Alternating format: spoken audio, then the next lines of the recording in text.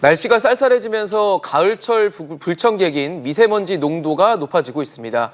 어제는 올가을 처음으로 수도권에서 미세먼지 예비 저감 조치가 시행이 됐는데요. 미세먼지는 동풍에 밀려가겠지만 앞으로 더 자주 기승을 부릴 전망입니다. 네, 무엇보다도 계절 요인에 따른 미세먼지 농도 변화에 주의하셔야겠습니다. 관련 내용 전문가와 자세히 짚어보도록 하죠. 맹소영 날씨 칼럼니스트입니다. 어서 오세요. 어서 오십시오. 네, 안녕하세요. 사실 미세먼지가 올 초 봄에 너무 기승을 부리다 보니까 미세먼지는 이제 좀 봄만 조심하면 되는 거 아니냐라고 했는데 뭐 가을, 요즘 같은 가을이나 심지어 뭐 겨울철에도 극성이 될 수도 있다고 하더라고요.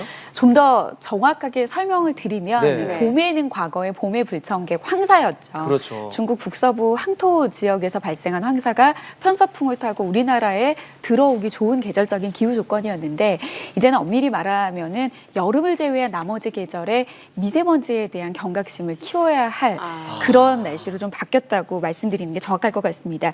실제 통계적으로 10월 이맘때부터 이듬해 5월까지 미세먼지 농도가 높게 나타나고 있는 추세인데요. 네. 그 원인은 이 중국은 이미 벌써 겨울을 맞았습니다. 그래서 중국 북부 지역에는 겨울철 난방이 시작이 됐기 때문에 화석연료 사용이 늘어났고요.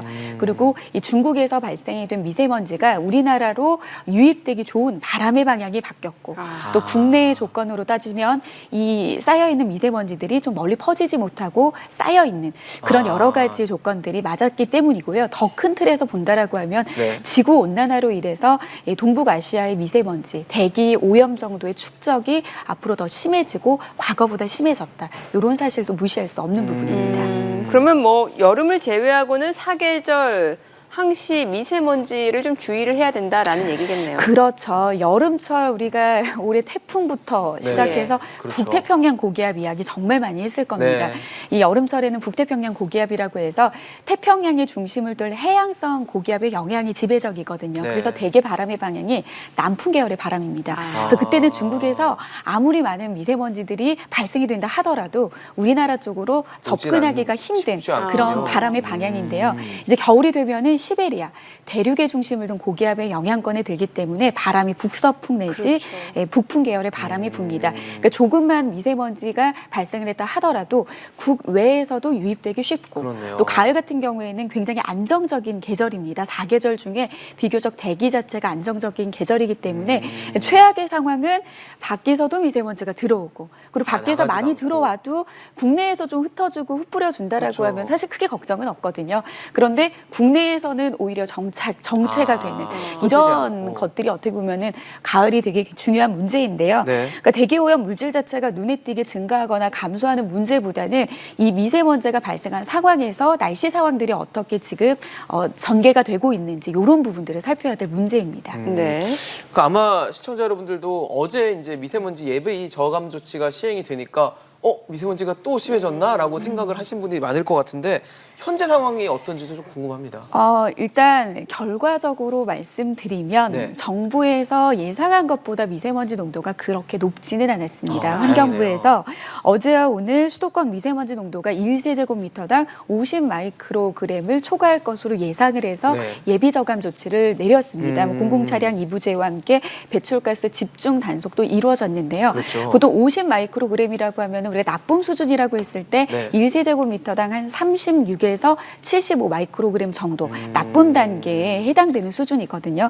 근데 뭐 예측한 것보다 대기질 상태가 좋아서 어제 오후 늦게 바로 해제가 됐고 또 지금도 상대적으로 깨끗한 상태입니다. 지금 뭐 경기 북부 지역과 일부 중서부 지역만 나쁨 단계를 나타내고 네. 있지만 그 나쁨 단계도 보통에서 약간 벗어나는 수준의 나쁨이기 때문에 걱정할 정도는 아니고요. 네. 그래서 왜 이렇게 정부의 예측보다 미세먼지가 좀 깨끗했는지 네. 20호 태풍 너구리가 북서쪽으로 북동쪽으로 이제 빠져나가는 과정에서 우리나라에 강한 동풍을 유도를 했거든요. 그래서 강하게 이례적으로 동풍이 불어주면서 이 북서쪽에서 다가오는 미세먼지를 막아주는 역할과 동시에 기존에 쌓여있는 미세먼지도 조금 흩뿌리고 흩어지게 만드는 그런 효과를 준 겁니다. 황사는 어때요? 황사 얘기도 있었어요. 그렇죠. 미세먼지 농도도 뭐 높아진다, 예비 저감 조치 이루어진다. 여기에 네. 또 황사라고 하면 그러니까요. 황사 자체가 부담스럽죠. 그렇죠. 네. 근데 보통은 가을철에 황사가 전혀 발생하지 않는 거는 아닙니다. 근데 비중적으로 봤을 때는 주로 봄철에 이 기후적으로 계절적으로 나타나는 현상이지만 네. 19일 지난 토요일이었죠. 중서부 지역에 지역의 중국 내몽골 지역에서 발생한 황사가 우리나라로 오기까지에는 강한 저기압이 황사 모래먼지가 공중으로 떠야 되고 그리고 또 강한 상층 기류를 타고 우리나라 부근까지 와야 되고 또 고기압으로 인해서 이 먼지가 또 가라앉아줘야 되는 이런 그렇네요. 어떤 삼박자가 맞아줘야 되는데 네. 다행히도 우리나라 북부 지역으로 좀 치우쳐 지나갈 것으로 보이기 때문에 황사의 영향은 거의 없다고 보셔도 될 것 같고요. 오늘 오전 중에 앞서 말씀드린 것처럼 인천, 경기 북부, 그다음에 충남, 서해안 지역 쪽에 일시적으로 미세먼지 농도가 나쁨 단계까지 오르기는 합니다. 근데 이거는 황사 영향은 아니고 네. 밤 동안 축적되어 있는 대기 미세먼지 농도가 이제 아직까지 좀 머무르는 이런 상황이기 때문에 오전까지 높고 오후에는 좀 전국적으로 보통에서 좋은 단계 되찾는다라고 보시면 될 것 같습니다. 네. 반가운 소식인 것 같은데 그래도 그 어제 미세먼지가 정부 예상치보다 좀 낮았던 거는 태풍 얘기하셨잖아요. 너구리가 이제 막아줬다 동풍으로. 네. 근데 이번 그럼 가을 태풍은 좀 어떻게 전망되는지도 궁금하거든요. 통상적으로 1년에 발생할 수 있는 태풍의 수는 25개에서 26개입니다. 지금 21호 태풍이라고 하면 아직까지는 뭐 많게는 4개에서 5개 정도? 5개 정도는 네. 아직까지도 발생할 여지는 남아있는 거고요.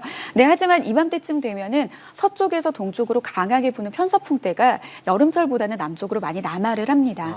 그렇기 때문에 이 태풍이 중위도 부근까지 올라오게 된다라고 하는 건 이건 엄청난 기후변화고요. 그리고 어떻게 말해서 동풍을 유도한 이 너구리가 북동 지역까지도 좀 북쪽으로 좀 북상을 했다라는 것도 사실은 조금 이례적이거든요. 네. 그래서 앞으로는 좀 태풍이 발생할 여지는 있기는 하지만 우리나라의 영향권에 들지는 않을 거고 또 이번과 같이 뭐 미세먼지나 황사를 좀 물러가게 만들어주는 효과도 사실 크게 기대하기는 좀 어렵지 않을까라는 생각이 듭니다. 지금 그림 나가고 있는 게 너구리의 경로라고 하는데 맞습니다. 이런 식으로 너구리는 일본을 향하게 되는 건가요? 이것도 사실은 이례적입니다. 이례적으로 이것도 사실 이례적이네요. 이맘때쯤에 발생하는 태풍도 얼마 전에 발생했던 하기비스와 같이 네. 일본을 관통을 하는 것조차도 굉장히 않은 필리핀 상황이군요. 주변의 해수면의 온도가 이례적으로 높거든요. 아, 그렇기 때문에 조금 좀 이상한 약간 현상이에요, 그거는. 북상하는 그 위도 자체가 좀 약간 북쪽으로 치우쳐진 게 올해의 좀 태풍의 특징인데요. 그래서 일본 같은 경우에도 이맘때 태풍이 이렇게 육지 내륙을 상륙했었나라고 할 정도로 일본 남쪽 해상으로 물러가야 되는 경로로 보여야 되는 건데 네.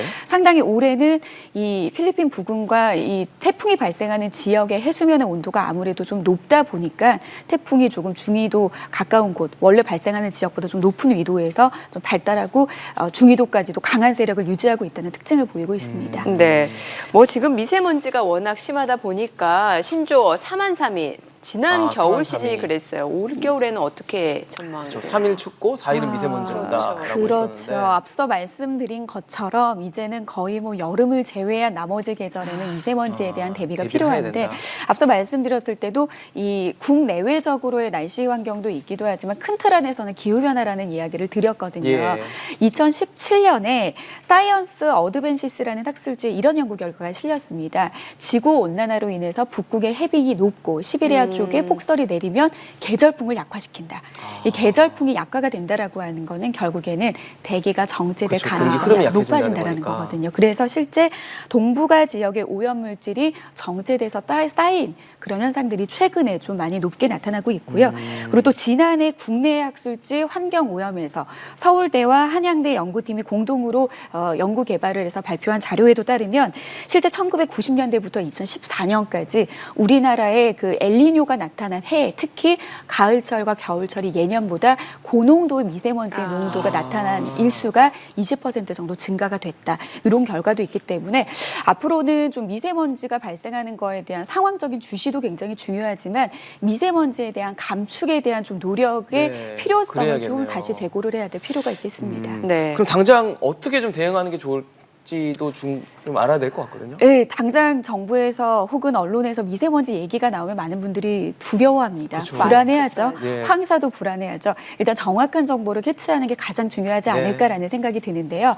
환경부에서 제공하고 있는 에어코리아라는 홈페이지에 접속을 에어코리아. 하면 내가 지금 머물고 있는 우리 지역의 실시간의 대기 정보와 함께 예측 자료도 볼 수가 있습니다. 그리고 또 문자 알림 서비스를 신청을 하면 예. 우리 지역에 혹은 내가 지정한 지역에 미세먼지 미세먼지 농도가 나쁨 단계까지 오를 경우에는 문자 알림 서비스도 제공을 하고 있거든요. 네네. 그래서 이를 토대로 미세먼지 농도가 높다라고 생각이 될 때는 일단은 가급적 이제 외출은 자제를 하시고요. 그리고 외출을 해야 될 상황에서는 마스크 사용 필수고 돌아오시고 난 다음에는 손과 얼굴 깨끗하게 씻어주시고 그쵸. 그리고 또 수분 섭취를 많이 해주셔야 되는 게 체내에 쌓인 미세먼지를 또 배출하는 것도 굉장히 건강학적으로 봤을 때 중요하거든요. 그리고 또 이렇게 미세먼지 농도가 높은 날에는 환기 가급적 자제하시거든요. 그러니까 적당한 환기 자제는 중요하지만 창문을 닫고 있을 때 오히려 실내의 미세먼지뿐만 아니라 대기질이 좋아지지 않습니다. 그렇죠. 그래서 앞서 탁해지니까요. 말씀드린 것처럼 에어코리아의 홈페이지에서 지금 좀 미세먼지 농도가 좀 괜찮은 것 같아. 좀 실시간으로 적당한 타이밍을 관측 자료를 토대로 보신 다음에 좀 환기하는 환기도 것도 하고. 자주 하시는 게 좋은 방법일 것 같습니다. 네, 알겠습니다. 오늘 맹소영 날씨 칼럼니스트였습니다. 잘 들었습니다. 고맙습니다. 네, 고맙습니다.